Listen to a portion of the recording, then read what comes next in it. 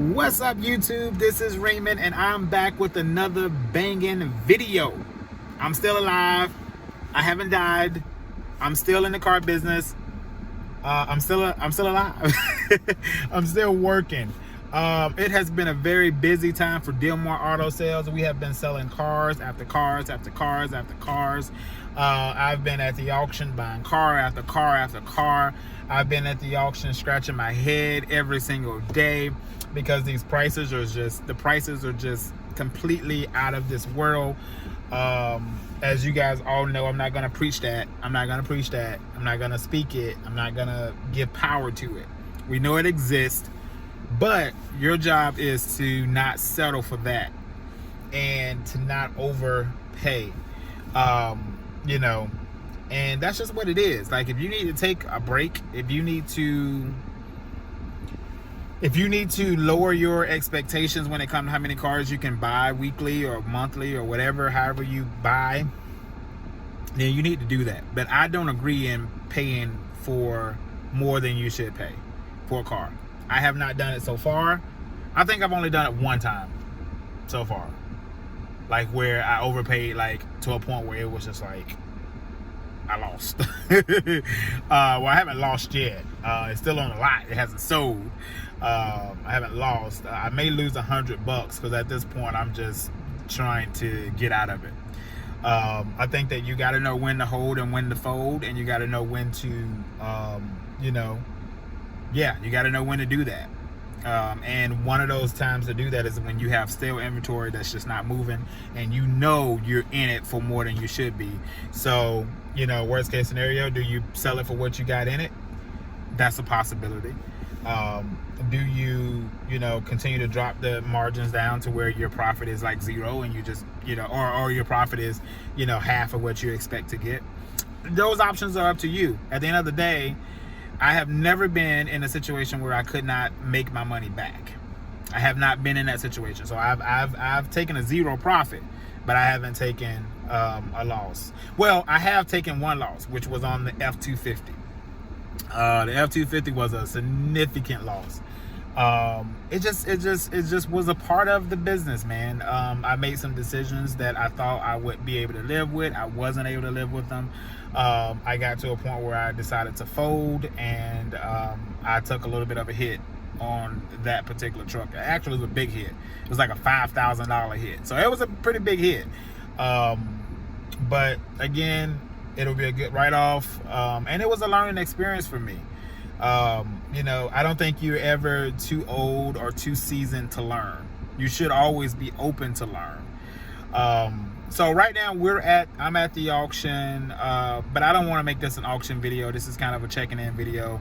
I may just turn it into a vlog, show you kind of what my day looks like today. Well, at least from this point, because I actually went to an auction earlier today. The time is only 11:55, and I've been to 2 auctions already. So the grind is real. The hustle is real. You got to keep your foot on the ground, and you got to just keep moving. Don't settle. Don't change what works. Don't try to recreate the wheel just because of this whole crisis that we're in. Like I said, if it's worth it for you to take off, you know what I mean? If it's worth it to you to take off for a little bit of time in order for you to get the inventory that you need, do that. Don't go out here and overpay. You know what I mean? Because what's going to happen is those people that are paying these high margins just to have inventory on their lot, when the correction happens, when the market goes back to where it was, when people's unemployment insurance runs out, which is in a couple weeks, when the second stimulus check don't hit, you're going to be stuck with that inventory way over margin, way overpriced. And guess what's going to happen? You're going to be stuck with it. You're not going to be able to even probably liquidate it, because it's going to drop in value significantly when the correction happens, when the market go back to where it was before. So don't get caught up in that whole nonsense of buying cars just to have them on your lot. But again, I said I wasn't going to give too much power. So let's get out the car. I'm chilling in the AC. If you guys are in the Southeast or the South pretty much of the United States, we have been having a heat wave out of this world. You hear me? I'm talking about waking up to 85 degrees. in Atlanta. Like waking up to 85. That's what it feel like. You wake up to about 85, about, you know, by noon it's like 100 degrees outside, or at least a good 90 degrees outside by noon every day for the last week and a half. So it has been hot. I have been sweating my behind off. My sales manager straight up told me, listen, bro, because I wanted to incorporate her into like actually the asset purchasing of, you know, going out and purchasing the cars from the auction and the inventory and all that stuff. Just kind of get her more involved in that. And she's like, listen, this heat, I can't do it. You know, I can't do it. And I didn't hire her for that. And so I'm not going to get upset or whatever, but I thought it would be a good idea because it was like right here in Valley. She could actually, you know, go out and, you know, pretty much, you know, buy the inventory that she knows what she's getting on a lot. She can be better prepared to sell it, all that good stuff. So that was the perk of it, which she will eventually do it, but she just said the heat is too hot. So I agree, the heat is hot. So if you guys are in the Southeast, Southwest, wherever you are, if it's hot in your state, make sure you hydrate the night before. That's an old military trick. You know, we always hydrate. You know, hydration, it takes at least about 6 or 7 hours before it actually works in your body. So you can't drink one bottle of water and then, you know, in 30 minutes go outside and stand in 100-degree heat. Your body hasn't gotten that hydration yet, the oxygen in the water. So definitely hydrate the night before if you know you're going to be out in the heat, to stay well. You know, that's just a tip from an old military boy like myself. Yeah, if you guys didn't know, yeah, I served 6 years in the Army, 31 Bravo, military police. That's me. All right, let's get out here and look at some of these cars. All right, ladies and gentlemen, we're on the auction lot here. This is an old country auction here in Phoenix City, Alabama. It's a mom and pop type auction. You know, you can get some hella good deals in the real world, and I'm gonna use, if you hear me use the word real world, I'm talking about pre-pandemic, okay, before the pandemic. You could really get some good deals here, but now it's just like any other auction. Prices are inflated, people are understanding. So if you're a seller and you have cars that you need to liquidate or sell or wholesale or whatever term you want to use, you got a car you want to sell and you say, I'm gonna bring it to the auction, you're going to you know, try to get as much as you can for it, right? I mean, you're gonna try to get as much as you can for it, and especially if you know the prices are inflated, hell yeah, you're gonna take advantage of it. You should. I mean, that's smart. I would frown upon you as a business person if you did not.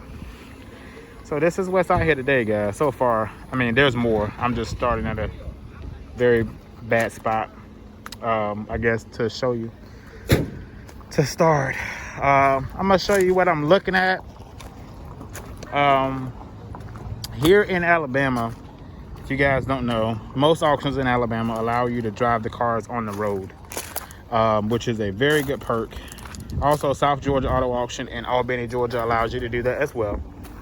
But once you get out of the metro, you can do that, okay? And it gives you a better sense of confidence of what you're buying, that's for sure. So I'm looking at this Tahoe right here. Now, as you guys know, I buy cars for $1,500 or under. So this truck is, I'm assuming, is going to go over $1,500. How much? We'll see. I'm not going to go over $1,500 for it, but it has some issues. It has, I believe, I know it has a muffler delete or maybe a cat delete, one or the other, but it's loud as shit. I've witnessed people actually crank it up and like immediately cut it off. So I'm gonna show you how it sounds. And it has 236,000 miles on it, so it's high miles. That didn't do that before, so that's good. I came back in here. Okay, that's interesting that it did that. So you guys hear how loud it is. It's loud as shit. The four-wheel drive needs to be serviced. Oil pressure is, I don't know if this gauge is working. I don't know if that gauge is working. I'm gonna cut it off and see just to make sure. I can't have my gloves on. Left my gloves in the car. You hear that shit? That's the air. But guess what? Rear climate control works. And that gauge does go down. So apparently the oil pressure is really high. So this is one of them. And I'm probably not gonna crank any of them up because I left my gloves in the car. But this is one on my list. I don't have that many today. I really don't. They don't have a lot of inventory that I think is gonna go cheap today, especially with given the time that we're in. So the expectation is everything. So that's the first Chevy. Looks like this is gonna be a Chevy day for me. And then this is the other Chevy here. This is a Trailblazer. Has 319,000 miles on it. But she's fairly clean. But the transmission on it is a little wonky. It is a repo, and it has a hard shift into second from first. It's harder depending on how much acceleration you have, how much throttle you're giving it, right? If you're 25% throttle, then you may get it to shift a lot smoother. If you're 75% throttle, you're gonna feel it go into that second gear. It is a repossession from Title Max, which is a title pawn company. I'm sure all of you guys well, I shouldn't say all, but most people should know who they are. Or you should know what a title pawn company is, where you pawn your title. So this car was repoed from that pawn. They didn't pay the money. So yeah, that's on my list. And that's pretty much it for today. Down here in Valley. I was very taken aback by kind of, what they had today. But again, I'm gonna be on the block. So if something goes really, really cheap to where I can wholesale it even on my lot, then I may take that chance. And when I say, well, sell it for a wholesale price on my lot. So for instance, see that Acura, that Accord over there, that thing is gonna go hot shit. They have a track record of selling Hondas here. Very expensive. I don't really buy Hondas, don't really particularly like them. They're very problematic. A lot of them have that CVT transmission. Same with the Nissans. So I don't really buy a lot of Hondas. But people like Honda, and people see, they hear it from one perspective, which is, oh, people have told me that Hondas are reliable. So that's what people, that's what the public perception is. So, but anyway, that car that you saw, I haven't driven it, but if I see it go on the block and I see the bid is like 800 bucks, I probably would take a stab at it. If the AC blow cold, if the temperature gauge was in the green, I probably would take a chance at it, even though I didn't drive it. So a lot of times you can probably try to do that, especially in these times, but more than likely that car is going to probably go for upwards of about 2,200, 2,300, maybe even 2,500, even with the miles of 200,000 miles. It's just crazy times right now. It's very unpredictable. You can't really predict what the fuck is going to happen, and that is the sad part about it. Let's go down here on the walk lane, which is their in-op sale. They call it the walk lane, where you walk and follow the auctioneer. Let's see what those are selling for on the walk side. Now that gives you an idea of what these people are willing to pay, right? Because if you're paying top dollar on the walk lane and the cars don't even move, you can only imagine what you're gonna pay on the in lane or the run lane.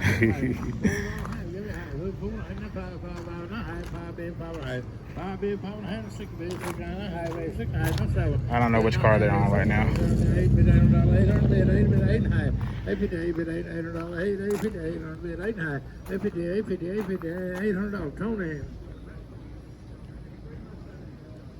They were on that Lincoln.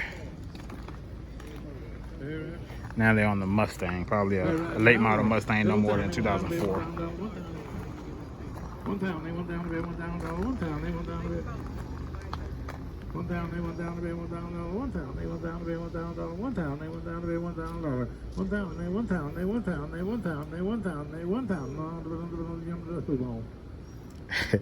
Opening bid $1,000 on an old ass Mustang. Like this is the shit you're talking about. And they don't even run. You know what I mean? Like, trying not to use too much profanity in this video, but it's just very discouraging sometimes. And that's why I tell you guys, or I tell my staff and the people that I mentor personally, like, hey, when you are on the block in this time, you better get off the block. Don't just stand there, because you will get discouraged, you'll get mad, all kind of stuff. You know what I mean? Because stuff it's just not making sense. It's just not making sense. But just to kind of show you what kind of cars they have here. And this car is really nice. It's a Lexus. It's a LS 460. It has, how many miles is that? 212,000 miles, but it's a Lexus. People will pay top dollar for it. It's another Accord. Windshield's busted all the hell, which doesn't really matter to me. I've sold cars with no it's busted like that. But here's what you should remember, guys. Everything is relative to how much you pay for it.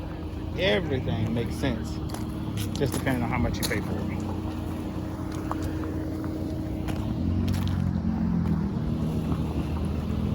And then you can see these over here. Then they have cars over here. They got 2 lanes, but they only have 1 lane. Does that make sense? They have 2 lanes, but they only have 1 lane. So they have 2 separate lanes alphabetically, but they only have 1 stall. Which is retarded, right? To even, you know, separate it. Just make the shit go chronological order. But this is what you deal with when you come to auctions in Alabama. You know, so yeah.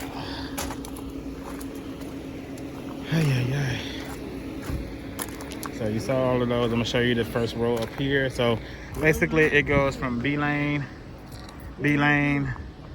and then B lane continues to wrap on this side. Actually, it starts right there. The red car comes down, then goes this way, then back around the tree line, and then these cars that are facing this direction are A-lane cars. But mind you, there's only 1 lane. I mean, 1 stall. So yeah. So these are all A-lane cars. So I'm going to show you. So you can kind of get an idea if you're interested in coming out here. You can see what they have, but they mostly have late model vehicles. This transmission is trash right here. Yeah, that transmission is trash. That shit is too old for me. I didn't even crank this up because they just want too much for these pickup trucks down here. There's no point. That one is gonna go for more than I'm willing to pay. It's probably gonna go for about 25, 26. That your truck down there? Black one? Yeah. Oh no, I think it comes from Gallup. This is what they got. I think you guys have seen this side over here. I was just over here. I'm about to take my ass back down there in my car and sit down. You got that.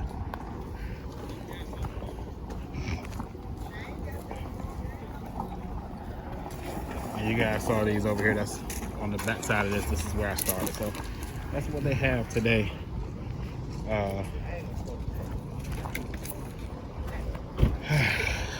So there's an auction every single day. Remember that. In most cases, there's an auction every single day. Another opportunity for you to get out here and make some money.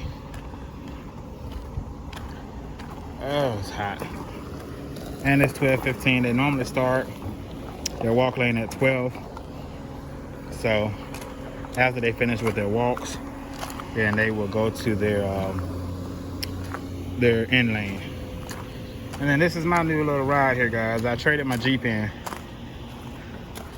So I bought this just as a placeholder for something a little bit more comfortable when I'm riding for long distances. Whew, it's hot as crap out there. Let me sanitize my hands. Let me see if y'all can sit right here. Yep, y'all can sit right there for a second. Boy, what you talking about? This heat ain't no joke. Hydrate, hydrate, hydrate.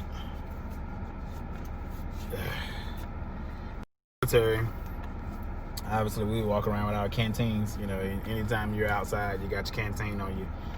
Period. So.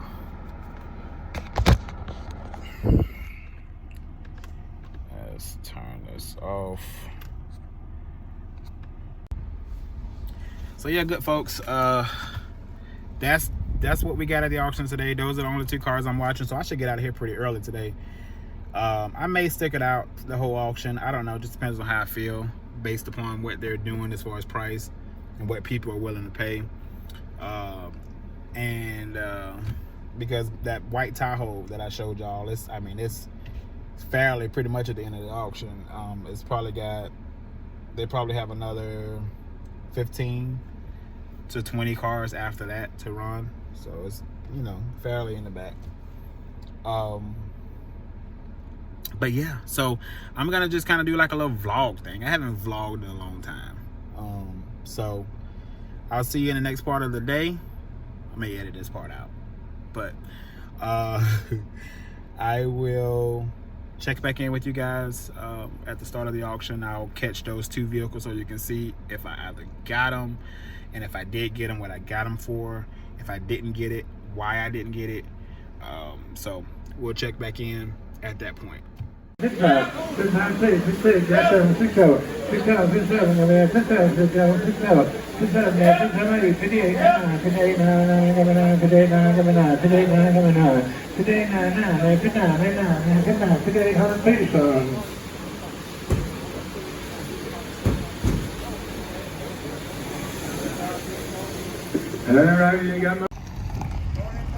All right, so I missed the Trailblazer. I did not get the Trailblazer. I missed it crossing the lot. I think it sold for $2,600 with 320,000 miles on it, and I think it was an 05.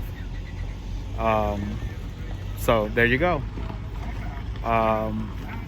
Crazy, absolutely crazy, absolutely crazy. But I mean, it's not surprising. I'm used to it at this point. So we're waiting on that white Tahoe, and I'm gonna get the hell out of here because it's hot. And actually, I haven't even eaten any breakfast, which I don't recommend anybody to do. But I'm used to this, so I can kind of, my body is a little bit of accustomed to it. But at the end of the day, I'm still human, so I gotta nourish myself. So I may cut it short after this white Tahoe, check it up to a loss, because I haven't even driven anything else after that. Which, as I always tell y'all guys, you gotta know what you're buying. So after that Tahoe, we're gonna get up out of here and going on with the day. Go over to the lot, take a look at what's going on over there. I think I only got like 3 cars there now, so it's just crazy. Hopefully 4 will get this Tahoe, and then I got 2 auctions tomorrow, so over in Albany. So we'll see what happens. So y'all stay tuned. 28, 9, 29, 29. $2,800 for the Tahoe. So we'll end the day here. Wake up tomorrow, head down to Albany, and do it again. All right, ladies and gentlemen, we are headed up back to Atlanta.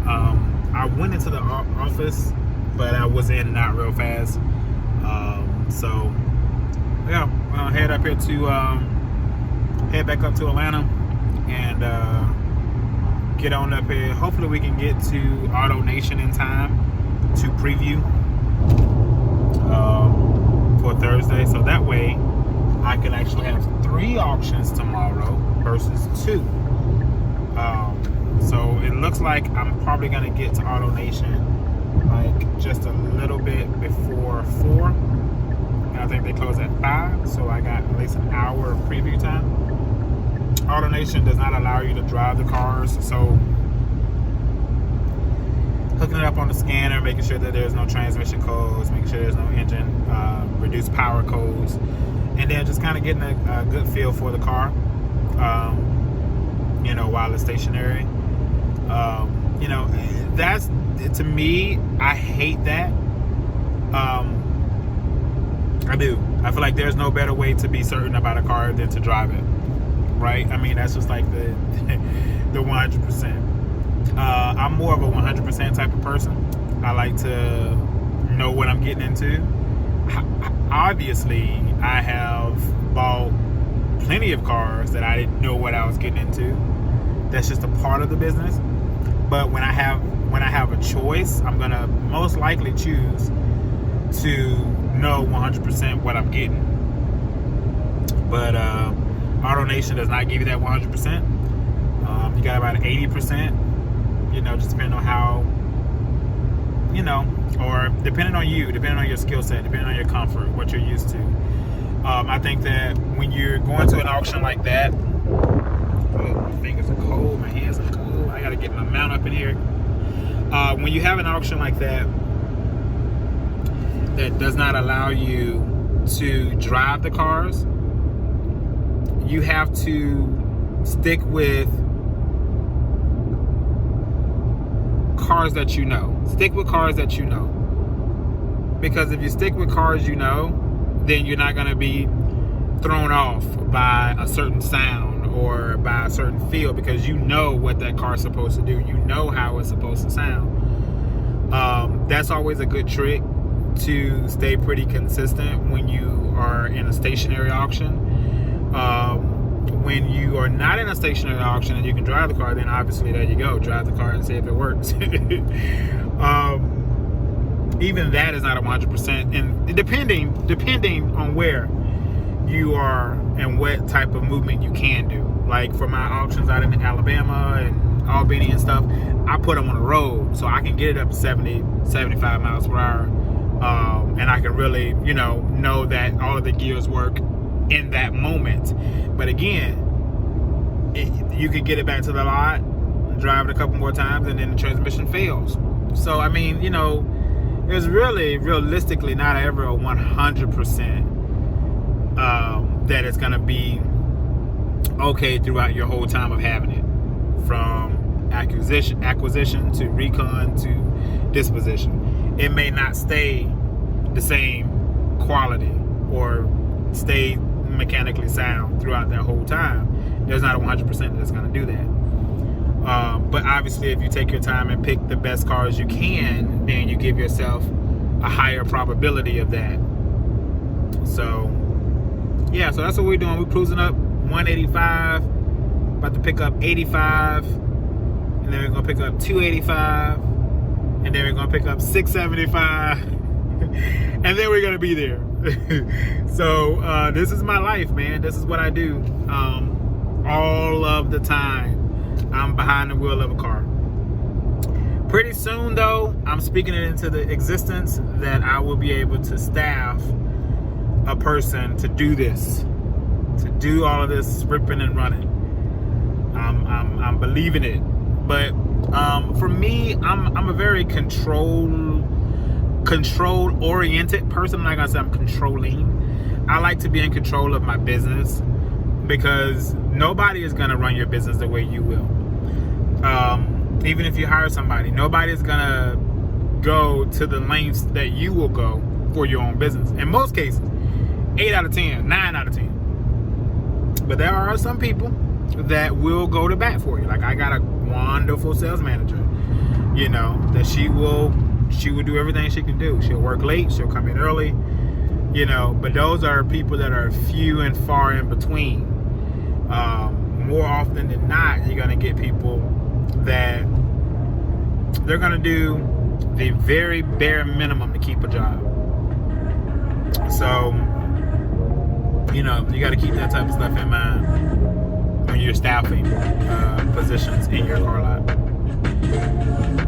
So yeah, let's get on up here to Ellenwood. I'll check in with y'all when I get there. Peace.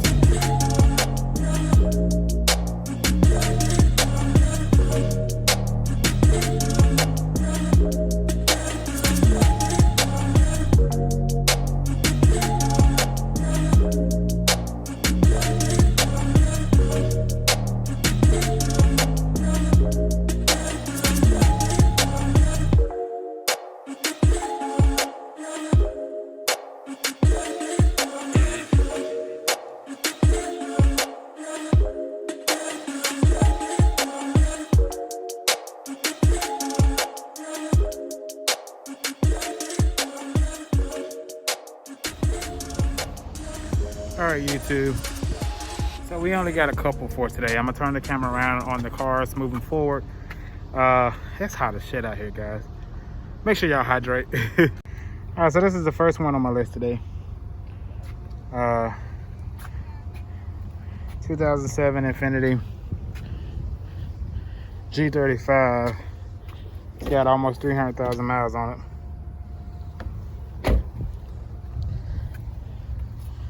See what it goes for.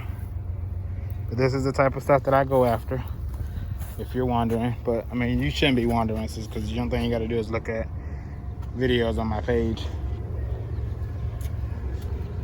and my page will tell you exactly what I buy.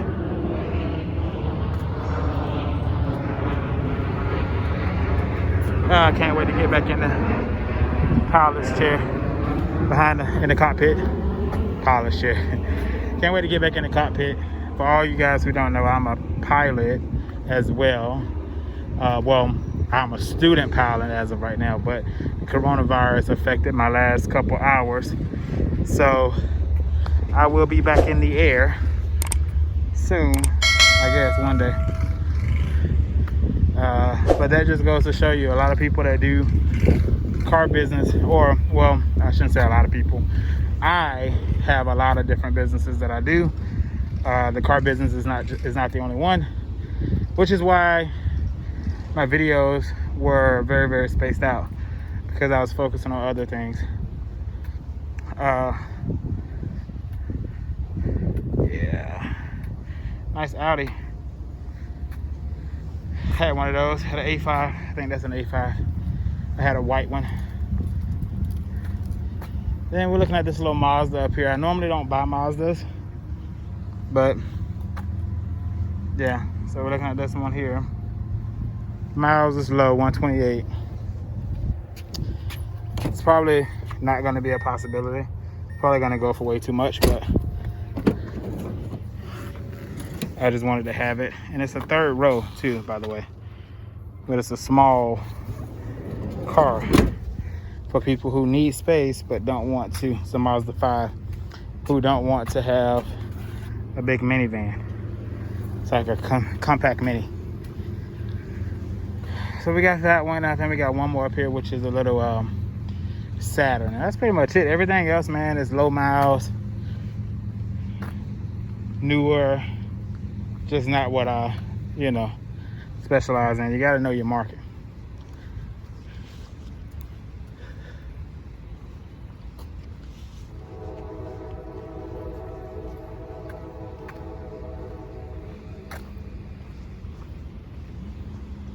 Gotta know your market.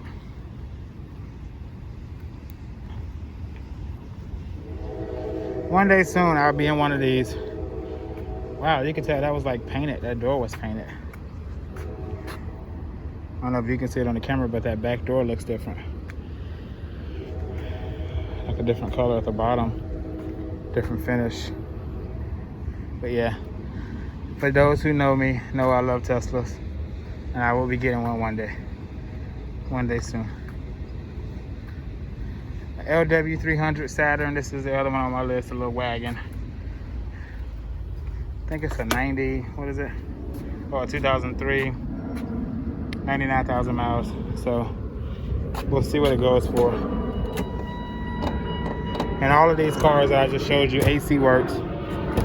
Transmission seems to work. But again, as I told you, you can't drive the cars here, so everything is pretty much stationary.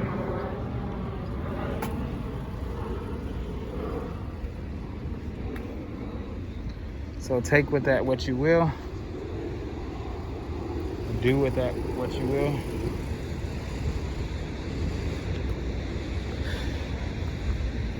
I know one thing, it's hot as shit out here. With this mask on, I think the heat index right now is for like 100 degrees. So, yeah, my day is over once I get in my car. I did buy myself a Tahoe today. So my wife is gonna take me to go pick that up. I was gonna have my tow guy pick it up, but he can't get over there by 6 o'clock. So I'll just go and do it.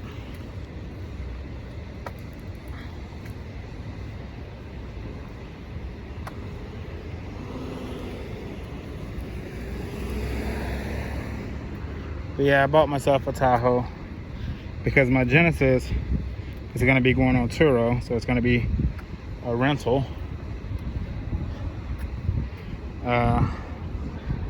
It'll be my first Turo listing, but I've used Turo as a renter before, just never as an owner. So that should be interesting. Oh boy. Today is over. Thank y'all for with me today. Yeah, I'm about to head to the house. I think we're gonna go pick up that Tahoe. If I'm feeling up to it, I may grab some footage of that. If I'm not feeling up to it, then you won't see it. You see the sweat pouring off me, right? I have been to 3 auctions today. So in the sun. So I am tired. Okay? Tired. So I'll see y'all on the next one. Like, share, subscribe. Thank you for the support. Peace.